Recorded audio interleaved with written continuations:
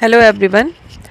आज हमें सीखना है किसी गिवन नंबर का फैक्टोरियल कैसे फाइंड आउट करते हैं। ठीक है, तो सबसे पहले हम सीखेंगे फैक्टोरियल किसी नंबर का कैसे निकालते हैं। अब मान लीजिए हमें 5 का फैक्टोरियल निकालना है। ठीक है, तो 5 का फैक्टोरियल क्या होगा? 5 इंटू 4 इंटू 3 इंटू 2 इंटू 1। ठीक है, मीन्स किसी भी नंबर का फैक्टोरियल क्या होता है, उस नंबर से लेकर 1 तक मल्टीप्लाई करने से जो रिज़ल्ट आएगा वो उस नंबर का फैक्टोरियल होगा। ठीक है, अगर आपको 3 का फैक्टोरियल पता करना है तो वो क्या होगा? 3 इंटू 2 इंटू 1। ठीक है, ये इससे 3 का फैक्टोरियल होगा। ठीक है, तो अब हम इसके प्रोग्राम को करते हैं थ्रो वाइल लूप करेंगे। फॉर लूप से भी आप कर सकते हो, पर मैं आपको पहले वाइल लूप से करके दिखाते हूँ। सबसे पहले हम यूज़र से नंबर इनपुट करवाएंगे, तो यूज़र से नंबर इनपुट करवाने के लिए हम इनपुट फंक्शन का यूज़ करेंगे। ठीक है, और पैरेंथेसिस के अंदर डबल कोट्स में उसे मैसेज पास करेंगे, एंटर एनी नंबर। ठीक है, अब देखो यूज़र जो भी नंबर इनपुट करेगा, इनपुट फंक्शन उसे स्ट्रिंग में कन्वर्ट कर देता है, तो उसे इंटीजर में कन्वर्ट करने के लिए हम इंट फंक्शन का यूज़ करेंगे।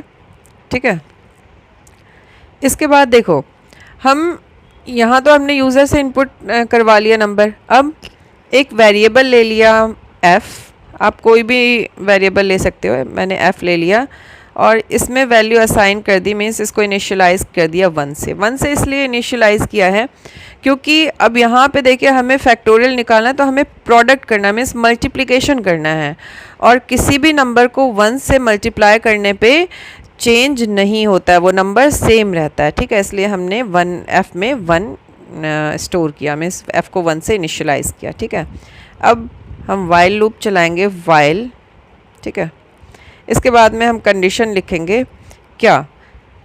जब तक कि n की वैल्यू ग्रेटर देन 0 है। ठीक है, तब तक ये लूप चलती रहे। ठीक है, तो हमने यहाँ condition they the n is greater than 0। ठीक है, और फिर कॉलन लगाया। अब वाइल लूप के अंदर आ गए तो क्या हो? f is equal to f into n। ठीक है, और इसके बाद क्या हो जाए? n की value n is equal to n minus 1। ठीक है, n माइनस 1 मीन्स n की वैल्यू 1 से कम हो जाए। n में 1 से डिक्रीमेंट भी करना है हमें, है ना। और अब हम रिज़ल्ट को प्रिंट करा देंगे। प्रिंट फंक्शन के अंदर वेरिएबल नेम लिख दिया, एक मैसेज कर देते हैं फैक्टोरियल इज़। ठीक है, डबल कोट्स के बाद कॉमा लगाकर हमने f डाल दिया। ठीक है, अब देखो अब हम इसे एग्जीक्यूट कराते हैं, तो देखिए इसने नंबर पूछा, हमने दे दिया 5, तो देखिए रिज़ल्ट आ गया हमारे पास, फैक्टोरियल इज़ 120। ठीक है, अगर हमें 3 का फैक्टोरियल या 4 का फैक्टोरियल निकाल लेते हैं तो 4 का फैक्टोरियल क्या होगा? देखिए 4 का फैक्टोरियल आ गया 24। ठीक है, तो ये होता है इसका कंसेप्ट।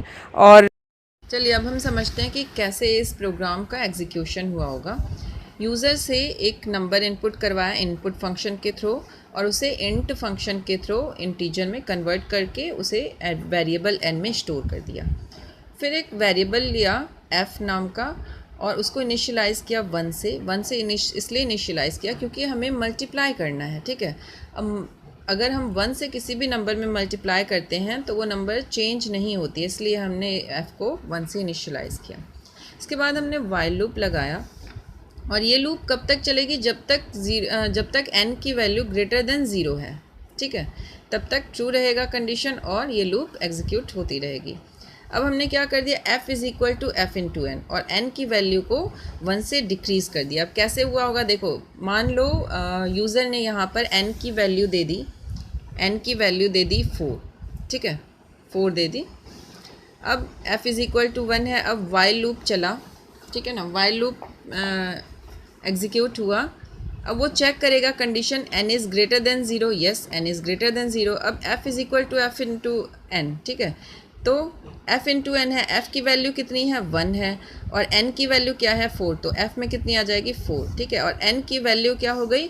1 से डिक्रीज़ हो गई। ठीक है, तो n की वैल्यू कितनी हो जाएगी? 4 माइनस 1 इज़ इक्वल टू 3। ठीक है, अब फिर से ये लूप इटरेट हुआ, फिर से चेक हुआ क्या n की वैल्यू ग्रेटर देन 0 है, येस ऑफ कोर्स n की वैल्यू ग्रेटर देन 0 है। अब फिर क्या हो गई, f is equal to f into n, f की वैल्यू कितनी है 4 इंटू n की वैल्यू क्या है 3, तो कितनी हो जाएगी f की वैल्यू अब 12 हो जाएगी, और n की वैल्यू 1 से डिक्रीज़ हो गई, तो n की वैल्यू क्या हो गई 3 माइनस 1 इज़ इक्वल टू 2। फिर से वाइल लूप इटरेट हुआ और चेक किया n is greater than 0, yes of course n is greater than 0।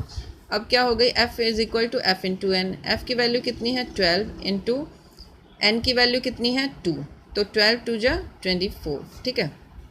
फिर से वाइल लूप, और हाँ n की वैल्यू क्या हो गई 2 माइनस 1 इज़ इक्वल टू 1, ठीक है, 1 हो गई n की वैल्यू। फिर से वाइल लूप इटरेट हुआ, n is greater than 0, yes of course n is greater than 0, और क्या हो जाएगा f is equal to f into n, f की वैल्यू है 24 इंटू n की वैल्यू है 1 इज़ इक्वल टू 24, ठीक है। और इसके बाद n की value 1 minus 1 is equal to 0 हो गया। अब वाइल लूप फिर से इटरेट होगा और चेक करेगा n is greater than 0, no not greater than 0, तो ये कंडीशन क्या हो जाएगी फिर फॉल्स हो जाएगी, ठीक है, और लूप टर्मिनेट हो जाएगा और बाहर आकर देखेगा प्रिंट स्टेटमेंट में क्या है फैक्टोरियल इज़ f, तो प्रिंट हो जाएगा फैक्टोरियल इज़ f की वैल्यू कितनी है 24 है, तो 24 हमें मिल जाएगी। Okay, thank you.